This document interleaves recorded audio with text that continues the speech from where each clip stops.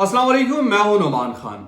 नाज़रीन इकराम, इस वक्त मुल्क में सैलाब की सूरत हाल निहायत संगीन है। पाकिस्तान के चारों सूबे इससे मुतासिर है। इस साल तवक्को से कहीं ज्यादा बारिशें हुई, जिनके नतीजे में दरिया, डैम और नहरें बेभर गए और कई अजला को अपने लपेट में ले लिया।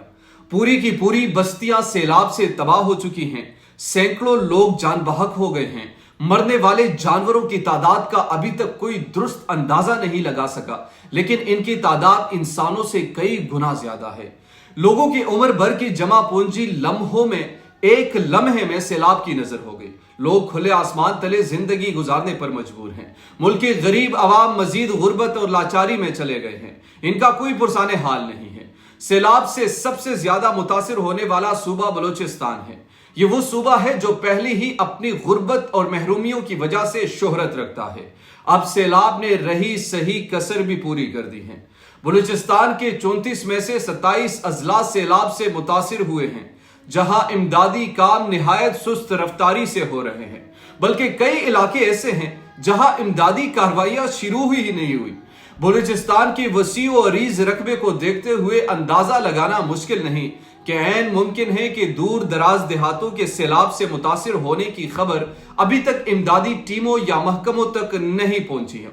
वहां के अवाम पर क्या बीत रही होगी, आसूदा हाल लोग इसका अंदाजा तक नहीं लगा सकते कि वहां पर क्या सूरत हाल है।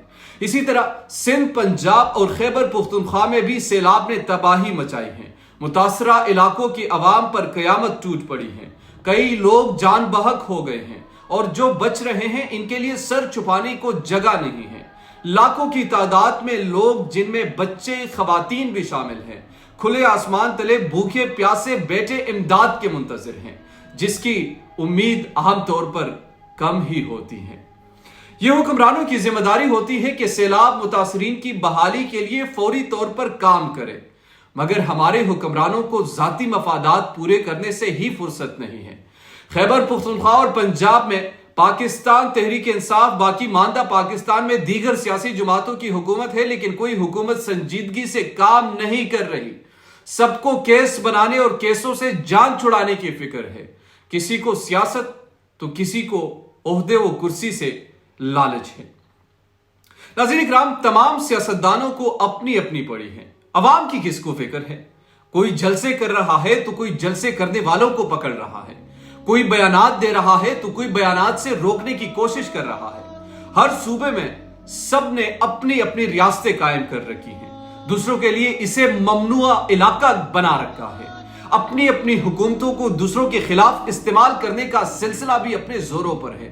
इस सिलसिले में अमीर जमात इस्लामी सिराजुल हक के बयानात इंतहाई काबिल तवज्जो हैं। उन्होंने जुनूबी पंजाब के सैलाब से मुतासरा इलाकों का दौरा करते हुए कहा कि ए हुक्मरान, लड़ाइयों की बजाय सैलाब मुतासरीन की बहाली पर तवज्जो दें। सैलाब मुतासरीन को ज्यादा नुकसान जागीरदारों और वडेरों ने पहुंचाया है। उन्होंने अपनी जायदादें बचाने के लिए सरकारी फंड से बांध कर पानी का रुख गरीबों की बस्तियों की तरफ कर दिया है, जिसकी वजह से सैलाब आता है तो गरीबों के कच्चे मकानात और माल मवेशी इसके नजर हो जाते हैं। सिराजुल हक ने यह भी कहा कि वजीर आजम और आर्मी चीफ के माबेन सैलाब की सूरत हाल पर मुलाकात बहुत ताखीर से हुई। इमरान खान को लियाकत बाग में जलसा करने की बजाय तोनसा में होना चाहिए था। मुल्क में हमेशा जागीरदारों और वडेरों का राज रहा है। वही इस मुल्क की तकदीर का फैसला करते हैं। इन्हें कोई पूछने वाला नहीं है और ना ही इन पर कोई हाथ डाल सकता है।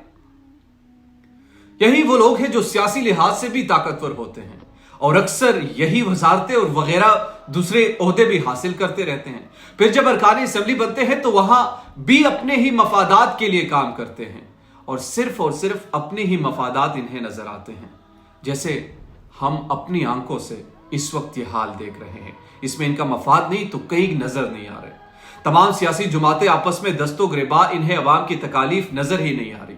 तमाम टॉक शोज देख लीजिए, तमाम प्रोग्राम्स देख लीजिए, सब यही चल रहा है कि शहबाज गिल के साथ क्या हो रहा है, इमरान खान गिरफ्तार होंगे या नहीं होंगे, पंजाब में मुस्लिम लीग नून के कौन से रहनुमा गिरफ्तार होंगे और किन पर पाबंदी आयद होगी, खैबर पुख्तनख्वा में जमात के कौन से रहनुमाओं के खिलाफ मुकदमात दर्ज किए जा रहे हैं।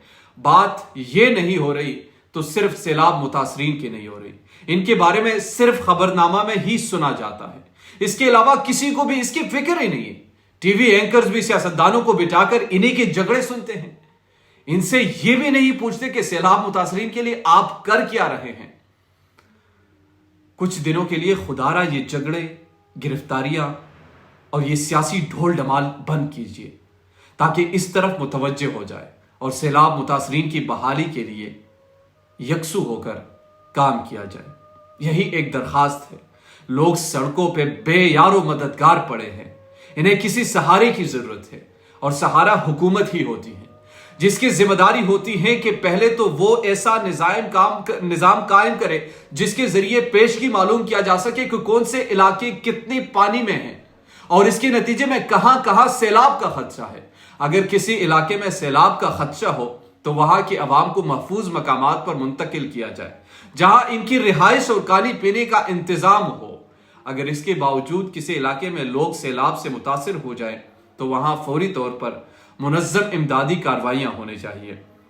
یوں بہت نقصانات سے بچا جا سکتا ہے، لیکن یہ سب تبھی ممکن ہے جب حکمران سیاست چمکانے کی بجائے اپنی ذمہ داریوں پر توجہ دے اور ایک سال نقصان سے سبق حاصل کر کے دوسرے سال مون سون سے قبل ہی ممکنہ تباہی سے بچنے کے لیے اقدامات کرے۔